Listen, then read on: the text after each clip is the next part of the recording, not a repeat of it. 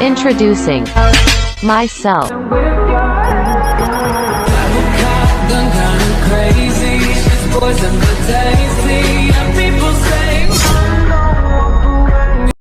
Assalamualaikum warahmatullahi wabarakatuh. Perkenalkan, nama saya Irma Yohanisi, NIM 2102021015. Prodi Sistem Informasi semester 6, tugas sistem pendukung keputusan. Studi kasus yang saya ambil adalah pemilihan supplier terbaik untuk PT Astra Honda Motor. Latar belakang PT Astra Honda Motor adalah perusahaan manufaktur otomotif yang ingin memilih supplier terbaik untuk bahan baku utama mereka. Ada beberapa kandidat supplier yang harus dievaluasi berdasarkan beberapa kriteria penting. Kriteria yang dipertimbangkan adalah kualitas bahan baku, harga, waktu pengiriman, dan layanan purna jual. Tahapan dalam AHP: penentuan kriteria dan subkriteria, kualitas bahan baku, durasible, kendala, harga per unit, diskon, waktu pengiriman, kecepatan, ketepatan, layanan purna jual, kemudahan, klaim, garansi. Pembentukan hierarki: tingkat 1, tujuan memilih supplier terbaik; tingkat 2, kriteria, kualitas, harga, waktu pengiriman, layanan purna jual; tingkat 3, subkriteria, kendala, harga per unit; tingkat 4, alternatif, supplier A, supplier B, supplier C. Penilaian kriteria dan subkriteria menggunakan skala perbandingan berpasangan. Misalnya dengan menggunakan skala 1-9, di mana 1 berarti kedua elemen sama pentingnya dan 9 berarti satu elemen sangat lebih penting dibanding yang lain. Pembentukan matriks perbandingan berpasangan dan perhitungan bobot kriteria.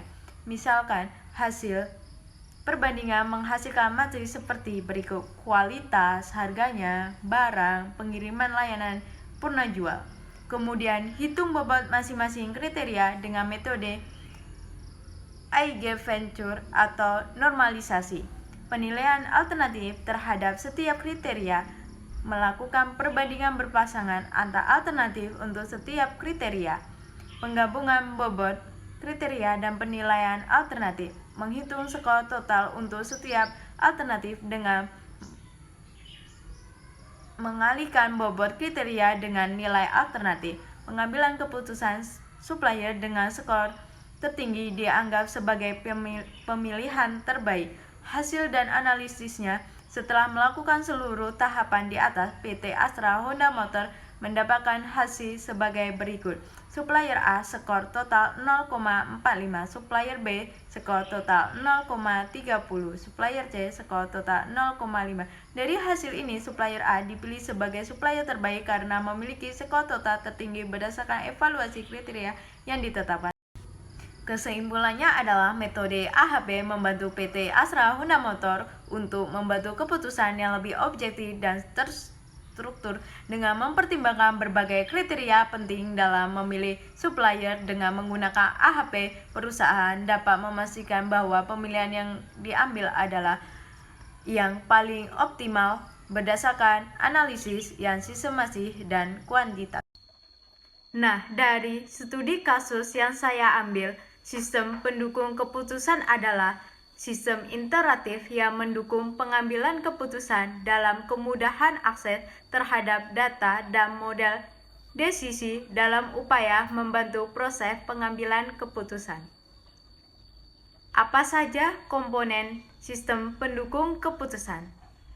Nah, sistem pendukung keputusan terdiri atas 3 komponen utama, yaitu subsistem pengolahan data database, yang kedua subsistem pengolahan model base, dan yang ketiga subsistem pengolahan dialog.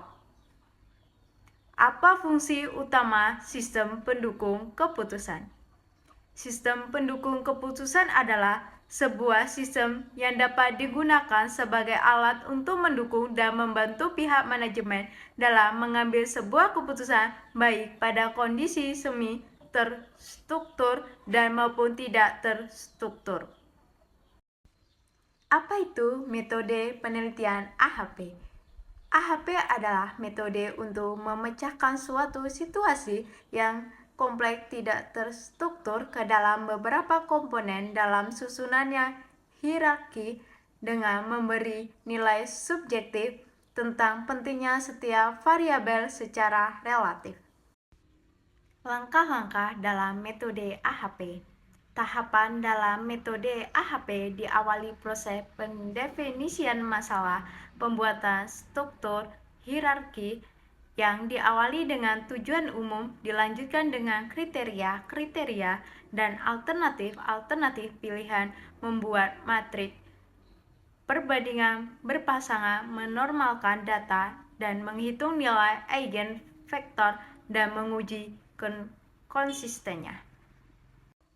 Baik, hanya itu yang dapat saya sampaikan. Apabila ada kesalahan dalam ucapan dan perkataan saya mohon maaf. Saya akhiri. Wassalamualaikum warahmatullahi wabarakatuh.